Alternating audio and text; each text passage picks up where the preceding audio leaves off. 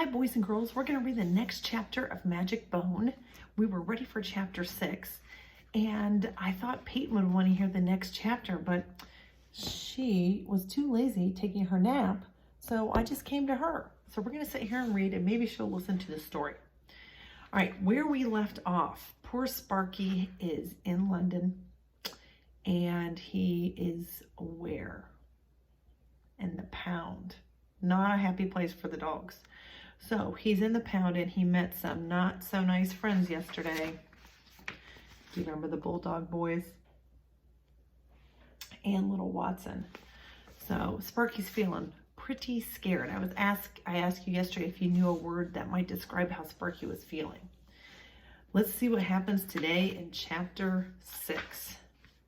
The Bulldog boys can't be right. I can't be stuck in this pound in London. I have a two-leg who loves me back at home. I have to get back to him. Bam! I throw myself against the metal bars, trying to break free. Well, the bars are strong, but I'm not giving up. I take a running start, and then bam! I bang myself against the bars again. Bam! That puppy's crazy, Barnaby grumbles. Look at him bouncing around. You can see Sparky's trying to throw himself against the bars to get out. He's definitely full of beans, Bruiser agrees. I'm not full of beans, I bark back. Actually, I haven't had any beans since that time I ate Josh's hot dog and beans off the table. And, well, that didn't go so well, because my rear end was tooting all night long. Toot, toot, toot. The Bulldogs laugh at me. But I don't care. I gotta get out of here. I throw myself against the bars again. Bam! Stop banging those bars, Bruiser snarls at me. Oh, dear. Peyton sees someone outside. Stop banging on those bars. Bruiser snarls at me. It's time for my afternoon nap. You don't want Bruiser to miss his nap, Barnaby growls and bares his teeth. He gets really nasty. I can't imagine how much nastier Bruiser could get, and I don't want to find out. The only thing Bruiser doesn't get mad about is waking up for food, Buster tells me. The Bulldog boys will do anything for food, Barnaby says. So I wouldn't be expecting to get any kibble today, kid. It's all for us. What do you think kibble means in this story? I think it might be another word for food. I'm not going to argue with Barnaby. He's so big and his teeth look really sharp. So I go over and sit with Watson. He's not so big and he doesn't seem so mean. Hi, I stammer nervously. I'm Sparky. Hi, Watson answers. He gives me a little smile. I can tell he's trying to make me feel better. The Bulldog boys don't know what they're saying, Watson tells me. You'll get out of this place, okay? You're a puppy. Two Legs love to adopt puppies. I've seen it happen before. It's grown-up dogs like me that have a rough time finding a new home. But I don't want a new home. I want to tell him. I want my old home with Josh.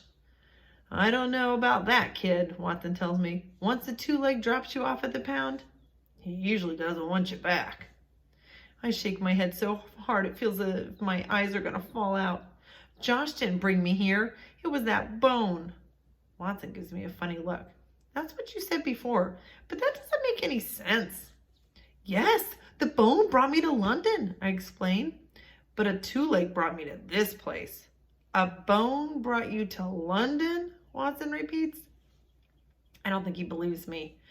Well, yeah, I was digging in my yard when I found this shiny, smelly bone. And I took a bite and kaboom! The next thing I knew, I was in London. Here's a picture if I'm talking to Watson.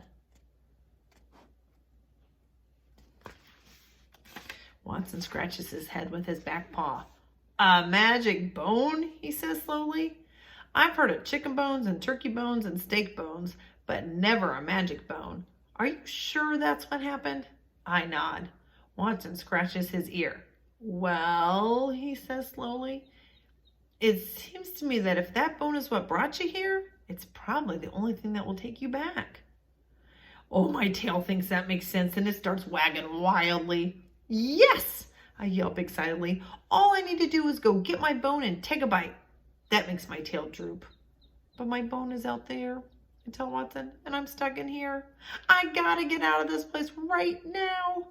I've seen dogs escape, Watson tells me. I've even tried it once or twice.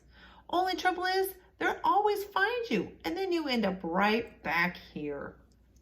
Well, I won't. If I can get my bone and go home before they find me, I say. Where's your bone, Watson asks. It's buried under the tree near the big sign with the duck on it, I tell him. And here's his tail getting really excited and then getting droopy because he's not sure how he's going to get out. Well, I think Peyton likes this story right now. Well, where's that? Watson wonders. Well, it's, uh-oh, this is bad. I'm not sure, I admit finally, but I know it's near that big house where that queen cat lives. The queen cat? Watson looks very confused. That corgi dog said that the queen lives in that house, I tell him. You mean the Queen of England? Watson laughs. I think you're talking about Buckingham Palace. I know where that is. Then you can help me find my bone. I'm going home. Woohoo, my tail wags happily. I reach back and try and grab it, but my tail plays keep away. Oh, that tricky tail. It keeps me spinning in circles. Have you ever seen a dog chase its tail? It's kind of funny. The three bulldogs open their sleepy eyes and grumble. Shh, Watson warns. Oh, Peyton, that was me. But the two legs around here get mad when you run away, Watson says. They'll punish you when you get back. They give you a flea bath. I'm confused. They bathe you in fleas? I ask Watson. No, Watson says. They bathe you to get rid of fleas. Even if I help you get home, they'll still find me. And here they are talking about the plan.